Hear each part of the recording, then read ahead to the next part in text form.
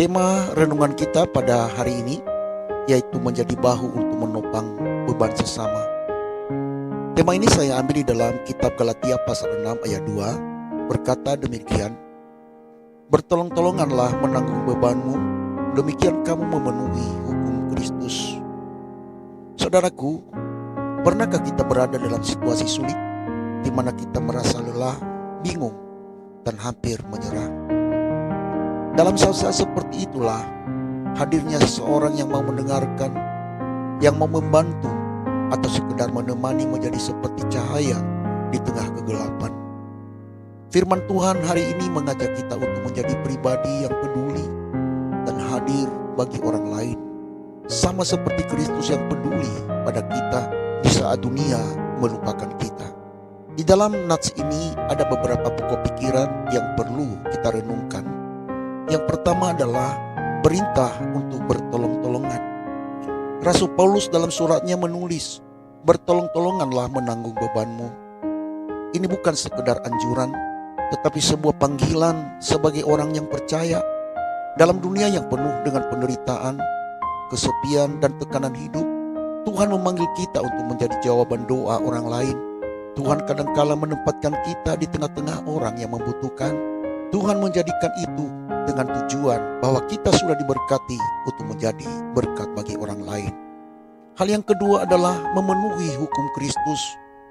Saat kita peduli dan membantu sesama, kita tidak hanya berbuat baik, tetapi juga memenuhi hukum Kristus, yaitu hukum kasih.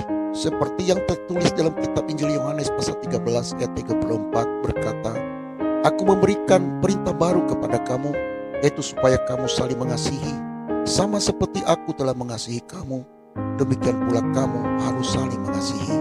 Ya, Kristus telah mengasihi kita dengan kasih yang berkorban. Maka ketika kita memberi pertolongan kepada yang susah, kita sedang mencerminkan kasih Kristus di dalam hidup kita, sehingga dunia tahu bahwa kita adalah muridnya. Hal yang ketiga adalah kita tidak pernah tahu seberapa berat beban orang lain.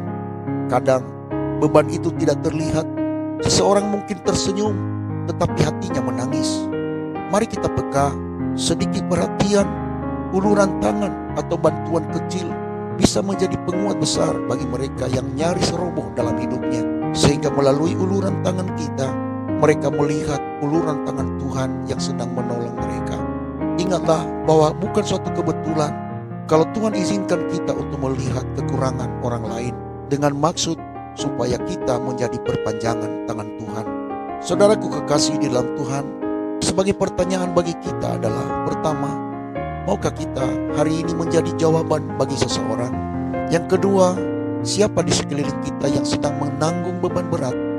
Dan yang ketiga, mungkin ada janda yang kesepian, anak yatim yang butuh dukungan, teman yang bergumul dengan keuangan, atau saudara seiman yang kehilangan semangat. Untuk itu, mari kita keluar dari zona nyaman dan mengulurkan tangan. Memberi pertolongan tidak selalu tentang uang, bisa berupa waktu, perhatian, doa, atau sekedar mendengar mereka. Saudaraku kekasih dalam Tuhan, renungan ini mengajak kita untuk tidak hidup bagi diri sendiri, tetapi membuka mata dan hati untuk melihat kebutuhan orang lain. Karena saat kita mengangkat beban sesama, kita sedang mengangkat salib Kristus dan menjalani hidup sesuai dengan teladannya. Biarlah hati kita tersentuh dan tangan kita terulur. Jadilah terang dan saluran kasih Tuhan hari ini. Tuhan Yesus memberkati kita sekalian. Amin.